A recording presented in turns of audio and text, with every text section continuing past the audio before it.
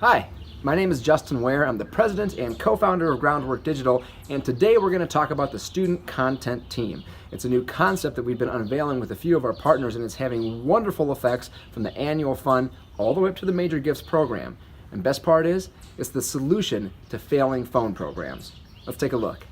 Okay, let's get right into the student content team and talk about how it works so well to drive everything from acquisition to retention to stewardship at every level, from the annual fund to the major gifts program.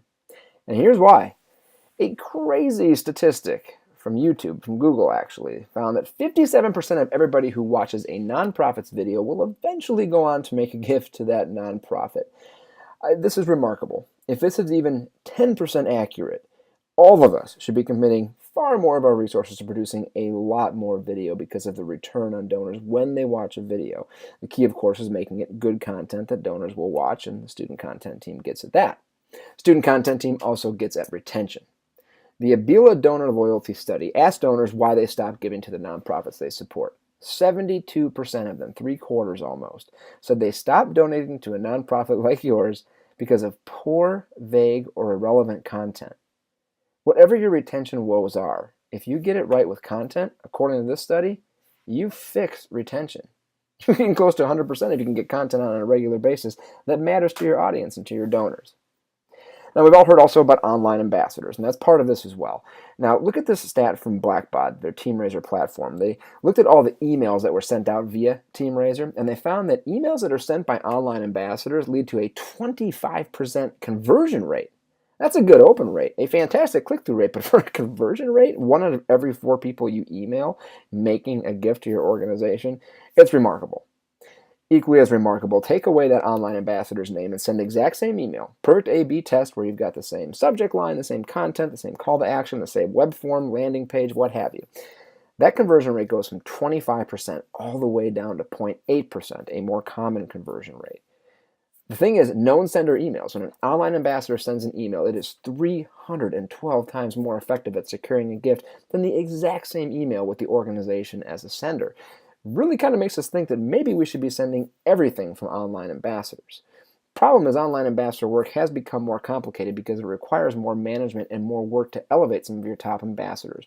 Once again, the reason why we go back to the student content team, the solution to new donor acquisition from the annual fund to the major gifts program, for retention woes, for getting online ambassador programs right. We are seeing the student content team succeed at all of these things as we unveil this program with our partners. So let's talk about how to do it. How can you make this work? So first things first, when you think student content team, think about the reasons why the phone programs have been so successful for so long.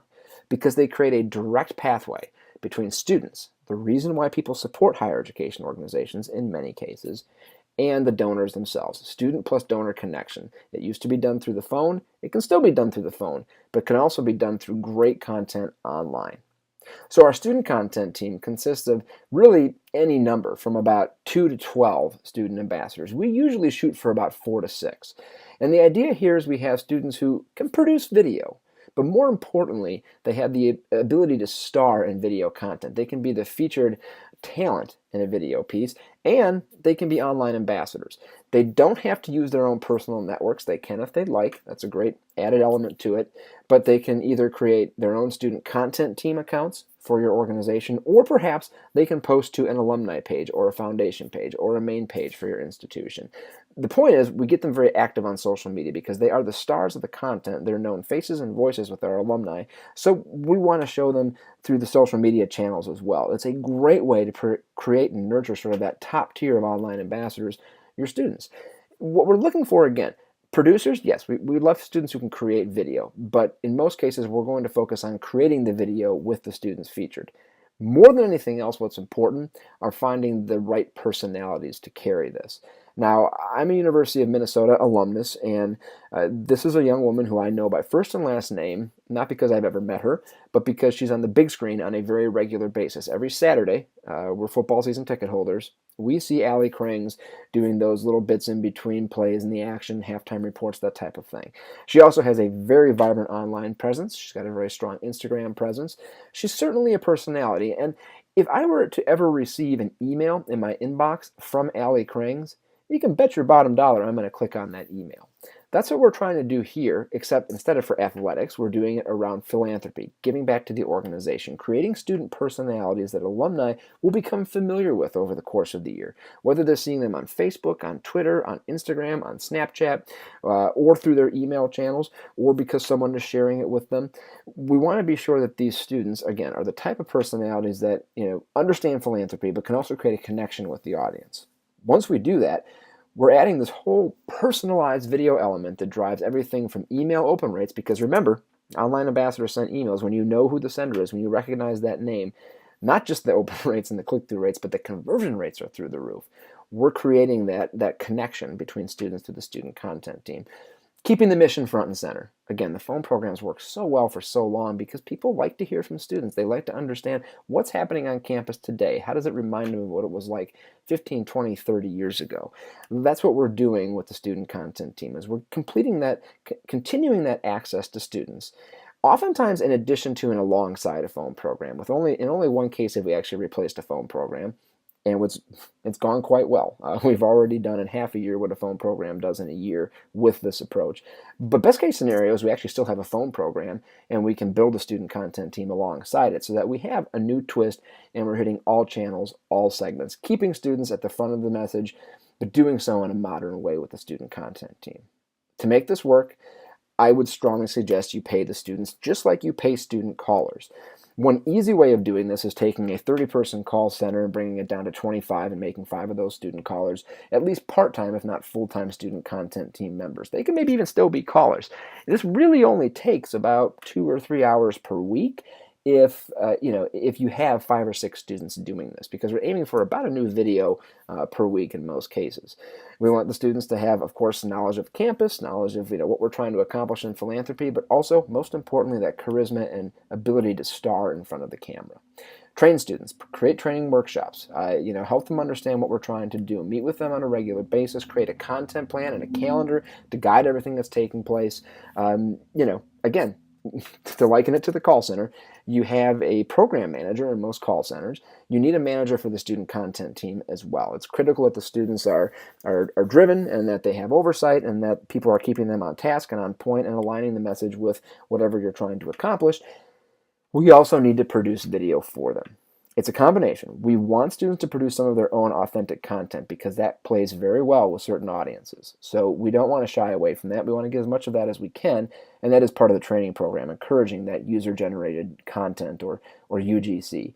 But the fact of the matter is, if you don't have a video team that's producing content for the students, you're not going to get the most out of this. You need to either look internally and hire a videographer or redirect a current videographer or work with an outside agency or a combination of both. That can work too. But you need a quality team that can ensure we have that high volume of student content going out on a regular basis. Again, we still want students to produce their own. User-generated content performs very well in fundraising, and that is part of this program. We're going to encourage that. If we have 5 or 6 students, if we can even get 2 or 3 videos from that team of 6 per month, in addition to the 2, 3, 4, or 5 videos that we're producing for them professionally, we're going to have an absolute smorgasbord of content to choose from. It's going to be exceptionally great content. We can plug in some of the more highly produced content to major gift work. Some of the microsites, we build major donor microsites for cultivation, solicitation, and stewardship. The student content team is a perfect application there. We're seeing it in the leadership annual giving space for other things like giving days as well. But it's great to have that cell phone image too, the thing that just happens sort of, off the cuff, seat of your pants type thing. It gives you that ability to catch lightning in a bottle and have some of those viral hits. A perfect balance of both is possible, and it happens when we have a strong student content team. One of the reasons why you want a fundraising strategist leading this, not just leading the students, but leading the overall effort, is because we do want to build this into your overall fundraising strategy. It can, again, be part of everything from giving days to crowdfunding to major donor engagement.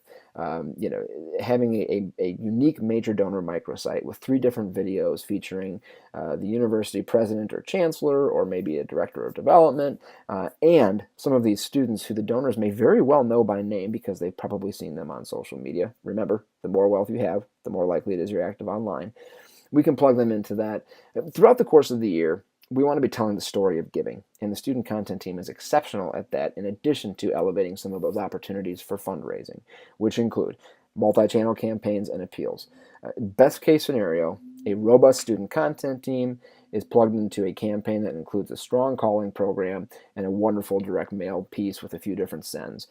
If the student content team is established enough, the artwork on those direct mail pieces could actually come from the shoots for the video. That's one of the reasons why we shoot in 4K, is because we can pull stills from any video that are print quality. So, multi-channel appeals, and of course, digital campaigns. That's the obvious one, and that's where we've been seeing most of our success so far, because that's where we've started these student content teams over the past year, is to elevate crowdfunding, giving days, micro giving days, elements like that. So that's the short version of the student content team for the community-funded story generation event. I hope you're really enjoying the content that you're seeing today from Community Funded. I want to thank Community Funded for the opportunity to do this, and I want to welcome questions. If you have any thoughts, if any questions, you want to do something like this yourself, please email me, Justin Ware. I'm the president and co-founder of Groundwork Digital. Let's try that again. I'm the president and co-founder of Groundwork Digital, and you can find me at justin@groundworkdigital.com. Again, the email is justin@groundworkdigital.com. Thanks so much for your time. I hope to talk with you soon.